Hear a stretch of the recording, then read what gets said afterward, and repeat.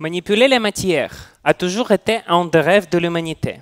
Le but ultime du chimiste est de réarranger les atomes selon des motifs différents pour obtenir des propriétés précises. Pour cela, nous avons besoin de la technologie nécessaire et d'énergie pour l'alimenter. En fait, nous sommes submergés par une abondance d'énergie émise par le Soleil. C'est là où les molécules entrent en scène, parce que cette énergie dépasse de loin nos besoins.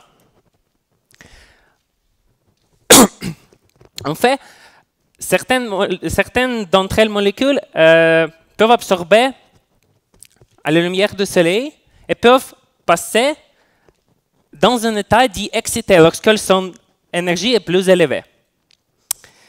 Lorsque dans cet état, leur propriété est totalement différente et peuvent effectuer des transformations qui sont impossibles dans l'état fondamental non excité. Elles peuvent se combiner, se rompre, se réarranger, émettre de l'énergie, etc.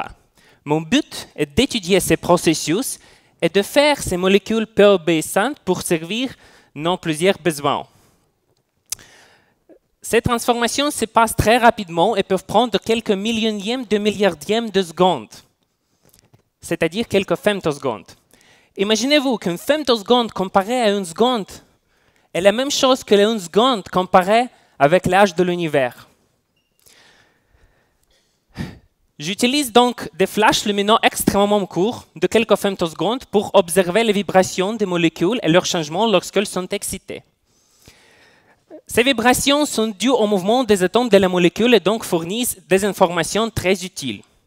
J'utilise donc des flashs de lumière infrarouge semblables à ce qu'une télécommande TV émet. Et les molécules que j'étudie sont impliquées dans un processus appelé photopolymérisation. C'est la technologie qui utilise l'énergie pour produire des choses différentes pour nous. Dans ce processus, une molécule excitée en photoinitiateur déclenche une réaction en chaîne dans laquelle un grand nombre de molécules se lient entre elles pour former un matériau solide, pouvant adopter n'importe quelle forme. Nous avons démontré que le photoinitiateur, dans son entier, participe à l'absorption de la lumière, mais qu'ensuite, l'énergie stockée peut se concentrer sur une partie plus ou moins grande de la molécule. Et grâce à notre étude, nous sommes en mesure de contrôler la vitesse et la façon dans laquelle l'énergie se redistribue dans la molécule et l'adapter à nos besoins. Merci beaucoup.